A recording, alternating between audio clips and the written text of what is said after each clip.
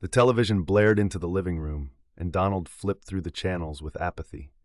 Nothing appealed to him, and he eventually landed on the late-night news report. The news anchor narrated the latest string of crimes in the area, followed by a far too chipper weatherman outlining the weekly weather report with more dreary rain clouds on the move. It was all so grim, and it bored him. He took it as his cue that it was time to retire. He retreated to the bedroom, yawning as his bare feet stepped along the cold tiles. The nightstand light was still on, and his wife Doris had her nose buried inside of a book. It was her late evening routine to take a long soak in the tub with Epsom salt, and then spend her evening settling down to read. Donald longed for her touch. He admired her deep concentration on the words in front of her. She sure never looked at him like that. He wished he could capture her attention in such a way. He approached the narrow bed and lifted the covers up to join her beneath them. Before he could even fully immerse himself next to her, she was pulling away from him. Her back coldly shut him out without her even having to speak. "What are you doing?" she asked, sounding annoyed. Her tone was thick with disgust. "Get into your own bed." The two hadn't slept together in ages. Their bedroom looked like that of siblings, with tiny beds spaced far apart from one another. With their lives so separated, it felt like they were living together only for the sheer convenience of it, not out of love or desire. "A kiss, then?" he asked, gently, as he nestled closer to her, attempting to place his arm around her. He always gave her the space she craved, but tonight was different. He didn't want to fight off his need for her. Anything to show that she still loved him in some way. It wasn't always like this. There were days in the past when she greeted him with a hug and kiss, seemingly every time he waltzed into a room. He'd pick her up, bridal style, and carry her to their bedroom, and she'd giggle until her ribs hurt. He missed this deeply. No. Her words were stark as they left her firm lips. It wasn't even Donald's ego that was bruised from his wife's rejection. It was his heart. He pried himself out from beneath the sheets and slinked over to his separate bed.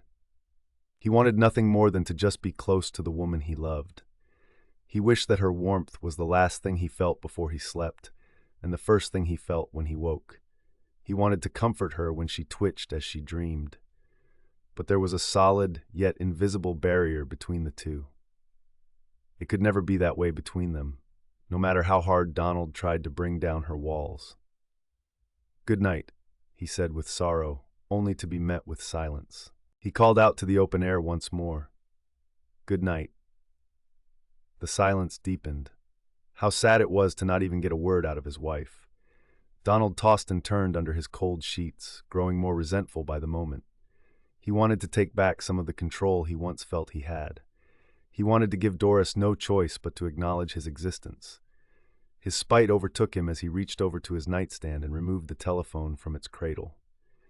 He made a call, and the matching phone next to Doris rang loudly. Confused, she picked it up, anticipating the worst.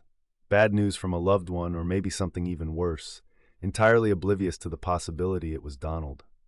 "Hello?" she answered. It was Donald's turn to send some pain her way. He wasn't proud of the fact he wanted to inflict emotional harm upon her, but he strongly believed she gave him no choice. Not anymore. She needed a taste of her own medicine. "You ratbag," he growled, with anger bubbling up through his voice. Doris stirred in her bed and thrashed out. This took Donald by surprise, but he wasn't invested in what she might do. All he felt was more apathy. Doris sprung out of her bed, stormed into the wardrobe, and began to collect some belongings. She shoved them, one by one, into her suitcase. She didn't have much care about what to bring with her, or how long she would be gone. All she wanted right now was to get away from him. Donald watched her shadow leap from the bed, knowing he should have maybe just let his anger dissipate. But he was exhausted by choosing the high road. He was tired of her coldness and rejection. And now was the time for him to make it clear. Without any attempt to stay quiet, Doris banged around the room with her hastily gathered belongings, then she bolted out of the door. Donald watched in stunned silence. Deep inside, he still longed for her. Yet, even so, if Doris were only to show him an ounce of love, he would let it all go. But no such thing came from her. Instead, she stormed off into the night. Doris slammed the door shut behind her with finality and conviction, so hard that it rattled their wedding portrait that hung adjacent to the door. Donald's mind envisioned the picture falling to the floor and cracking. How fitting it would be to see it crumble to pieces, aptly symbolic of their shattered relationship. Donald became aware that the house was no longer a home to him. It no longer contained the comfort of love or care. Now alone, he was left to stew in his anger and sadness, his features sour with discontent.